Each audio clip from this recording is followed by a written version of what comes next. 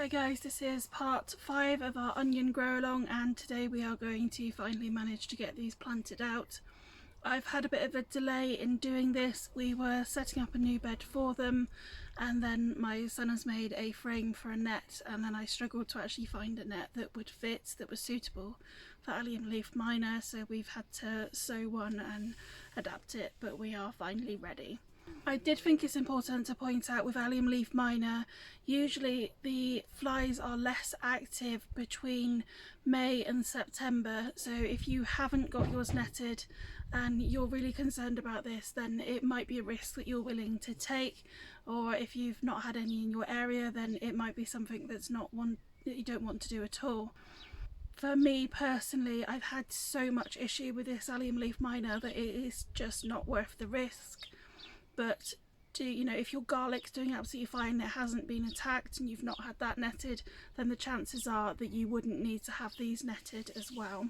So when we come to plant these out today, so I'm looking at a spacing of between 5 and 10 centimetres for the single sown varieties, and then around 15 centimetres for the multi-sown varieties. And then if I was going to be doing traditional rows, I would be leaving around 25 to 30 centimetres in between each row, and you could at that point do a catch crop of something like beetroot that's going to harvest quickly, or lettuce or something like that that isn't going to be still in that area when these are starting to bulb up a little bit later along. So when I come to plant these out, I will be selecting the ones that are most suitable to be planted out. By that, what I mean is if I've got one that's looking like this and it's not doing as well, and then I've got one like that, then I will be planting these and dismissing these. I've got absolutely loads growing, so I don't need to worry about the smaller ones. I can just get all of the larger ones in. And then this will be exactly the same in these trays. I will be selecting the ones that are doing better and not the ones that are really struggling and a bit more small along the edge, and just making sure that we're going for the healthiest ones to plant out.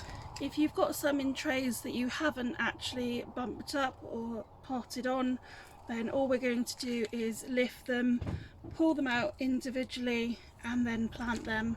And you'll see in a minute when we start planting these that it is really important that we don't plant them too deep.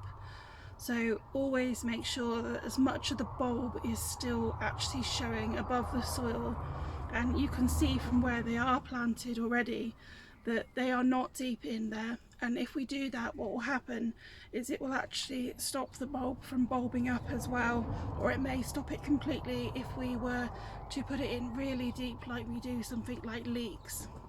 If you haven't already done any amendments to your beds, or you're worried that you haven't got the right prep done, then check out video 4 where we go over the different things that you need to do.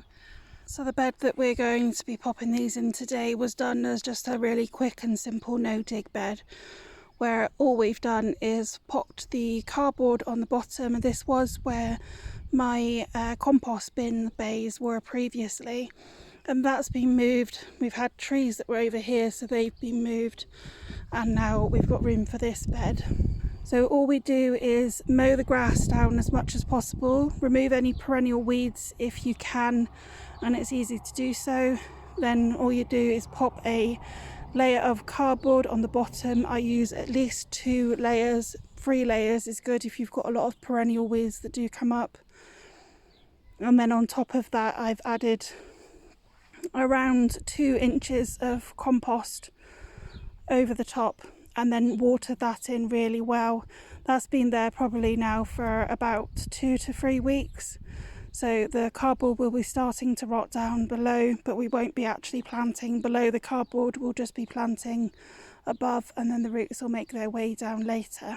The edges will have some wood chips when we have them arrive, and at some point we will make this into like one of our raised beds over there, but for now this was just the easiest option to get this bed in.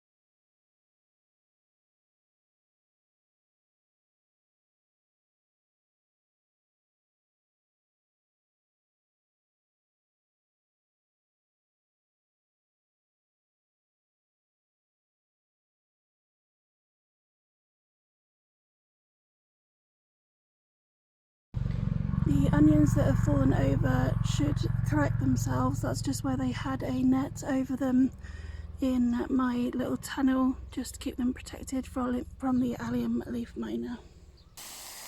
And then all I'm doing is giving them a good water in, and then the net will be popped over the top.